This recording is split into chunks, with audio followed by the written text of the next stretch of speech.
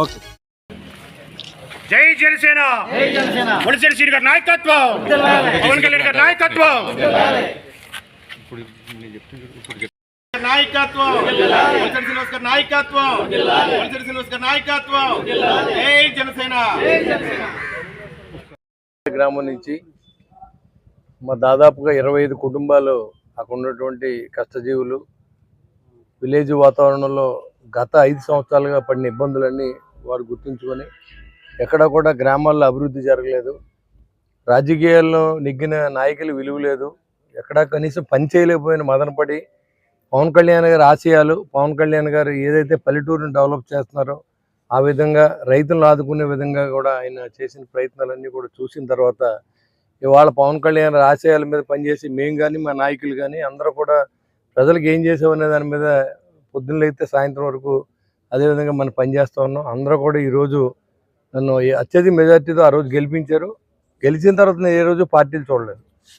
ఎవరైనా మన దగ్గర పని ఉండి వస్తే ఏ పార్టీ అని అడగలేదు, ఏ కులం అని అడగలేదు. ఎవరు వచ్చినా నా వల్ల ఈ పని చేసి పెట్టాను. వారు కూడా అందరూ కూడా సంతృప్తి చెంది మన అందరూ కూడా కలిసి ఉంటే అభివృద్ధి ఇంకా బాగా జరుగుతున్న ఉద్దేశంలో జనసేన పార్టీని ఆదరించి ఈరోజు ఈ వచ్చినటువంటి మీ మిత్రులందరికీ స్వాగతం పలుకుతూ రానున్న రోజుల్లో మన గ్రామాల అభివృద్ధితో పాటు మన పట్టణాల అభివృద్ధితో పాటు మన రాష్ట్రాన్ని అభివృద్ధి చేసే విధంగా పవన్ కళ్యాణ్ గారిని మీరు ఆశీర్వదించి అదేవిధంగా చంద్రబాబు నాయుడు గారిని నరేంద్ర మోడీ గారిని ఆశీర్వదించి రాబోయే మంచి ప్రభుత్వాలు ఎన్నుకొని మన నెక్స్ట్ జనరేషన్కి మనకేదో ఇచ్చే ఉచితాల కంటే కూడా ఇంటికో ఉద్యోగం కావాలనేది అసలు పవన్ కళ్యాణ్ గారి నినాదం.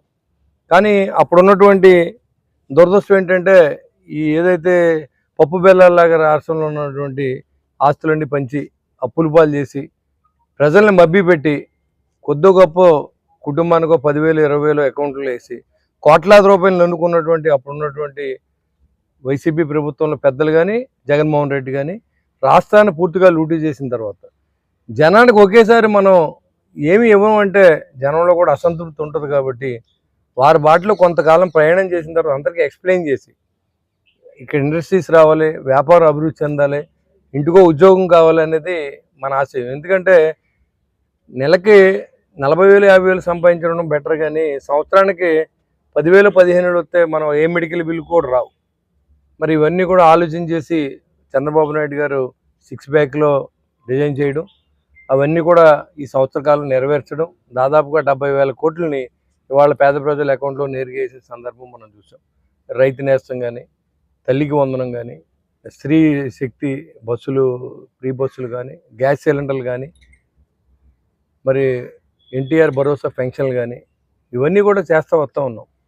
అయినప్పుడు కూడా రాష్ట్రంలో నిధులు చాలా సతమతం అవుతున్నా సరే ప్రజలకు ఇచ్చిన వాగ్దానాలు చేసుకుంటూ ఈ రాష్ట్రాన్ని అభివృద్ధి చేసే దిశగా ఈ కూటమి నాయకులందరికీ మీరు తోడుగా ఉండాలని, మీ కష్టాల్లో మేము కూడా తోడుగా ఉంటామని చెప్పి మీ అందరికీ తెలియజేసుకుంటూ మీ అందరికీ స్వాగతం పలుకుతూ రాబోయే రోజుల్లో మన రాష్ట్రాన్ని అభివృద్ధి చెందే దిశగా మీరందరూ తోడ్పాటు కోరుకుంటూ మనందరూ కలిసి మంచి సమాజాన్ని నిర్మించడానికి మీరందరూ సహాయం చేయాలని కోరుకుంటూ సెలవు తీసుకుంటాం.